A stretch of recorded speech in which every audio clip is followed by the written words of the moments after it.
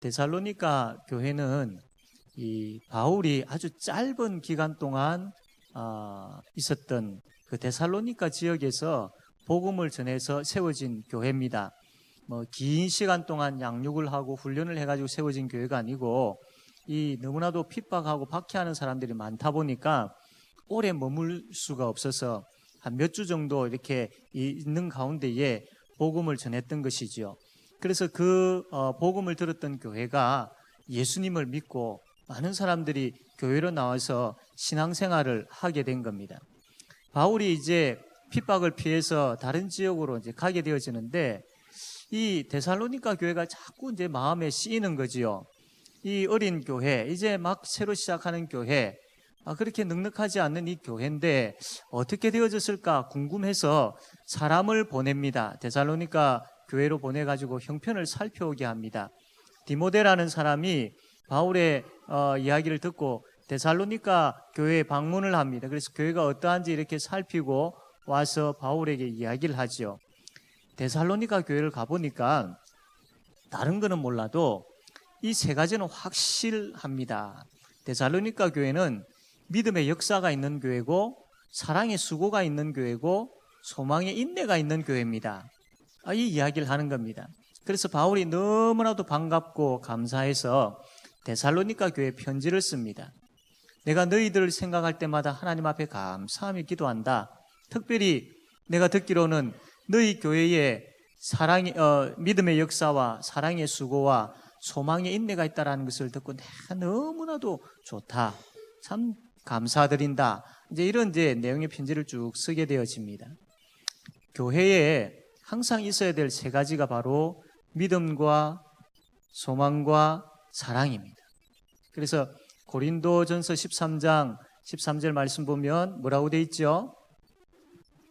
이 세 가지는 항상 있어야 한다. 있을 것인데 있어야 한다. 교회 꼭 있어야 된다 이 말이죠. 그리고 바울이 쓴 이 편지의 하나님의 말씀을 보면 믿음과 소망과 사랑 이 세 가지가 계속 나오는 것을 보게 됩니다. 교회에는 이 세 가지가 꼭 있어야 됩니다. 그래야 건강한 교회입니다. 우리 교회도 믿음의 역사가 일어나고 사랑의 수고가 행해지고 소망의 인내를 갖게 되어지는 역사가 일어나게 되기를 바랍니다. 그렇게 돼야 됩니다.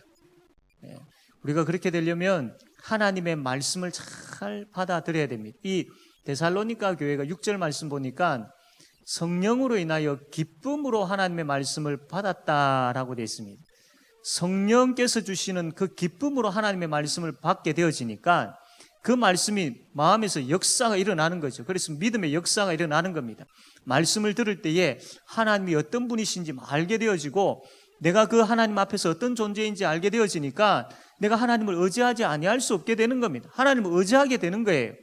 그래서 하나님을 의지하면서 그 하나님께서 인도하심을 따라서 나아가게 되어지니까 이 성도의 삶이 이 믿음의 역사가 그 마음속에서 막 일어나는 겁니다. 하나님을 믿고 의지하게 되어지고 따르게 되어지는 믿음의 역사가 일어나게 되어지는 거죠.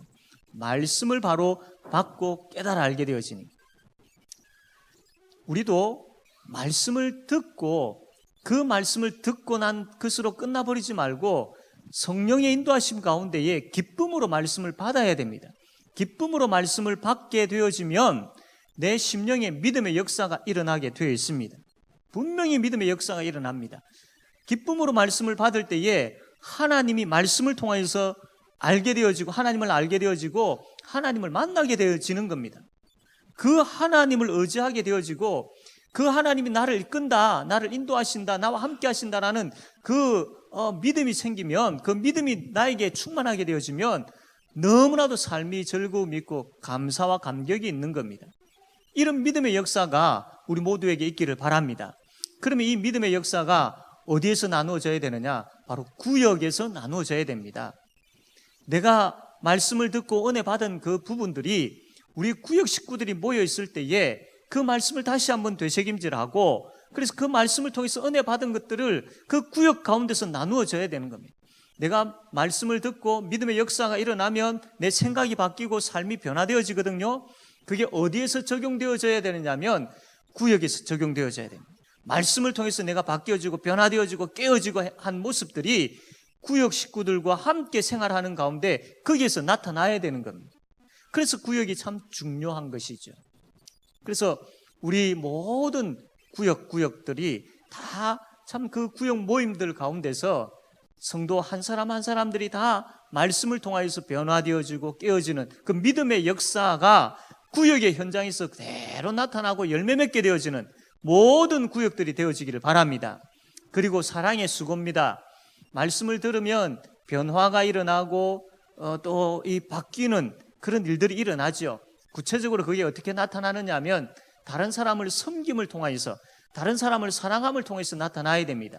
그러면 말씀을 듣고 변화되어지고 믿음의 역사가 일어나고 거기에 따라서 이제 적용되어지는 다른 사람들, 다른 성도들을 섬기고 또 이렇게 하는 것들이 나타나야 되는데 구체적으로 어디에서 그것이 적용되어지고 나타나야 되느냐 하면 바로 구역에서 나타나야 됩니다.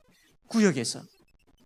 서로 사랑합시다. 이게 어디에서 적용되어져야 되느냐면 구역에서 적용되어져야 돼요. 구역에서.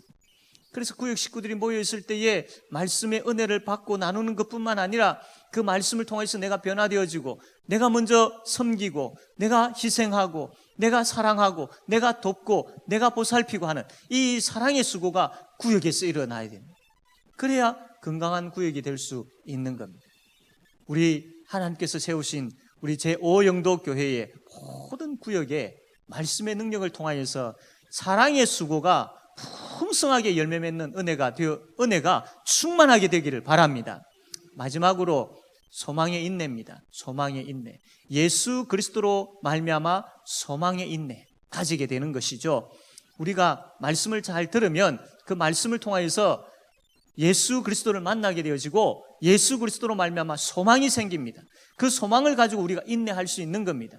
이게 구역에서 그대로 나타나야 됩니다. 구역에 믿음의 역사가 일어나고 사랑의 수고가 행해질 때에 우리 구역 식구들이 그 구역에 모여들었을 때에 그 구역 식구 한 사람 한 사람의 심령 속에 예수가 계시지 않습니까? 그 예수로 말미암아 함께 교제를 나누는 겁니다. 그러면 그 구역 안에서 서로 위로를 받고 격려를 받고 그래서 힘을 얻고 소망을 가지고 인내하게 되어지는 그런 구역이 되어야 됩니다.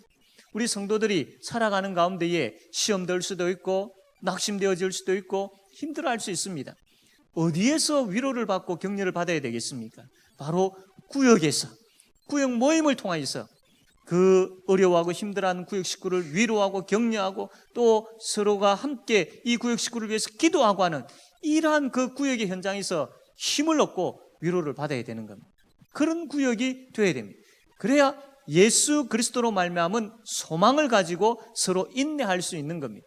이러한 소망의 인내가 예수님으로 말미암은 소망의 인내가 구역에서 구체적으로 적용되어지는 복되고 복된 그런 구역들이 다 되어지기를 바랍니다. 아멘.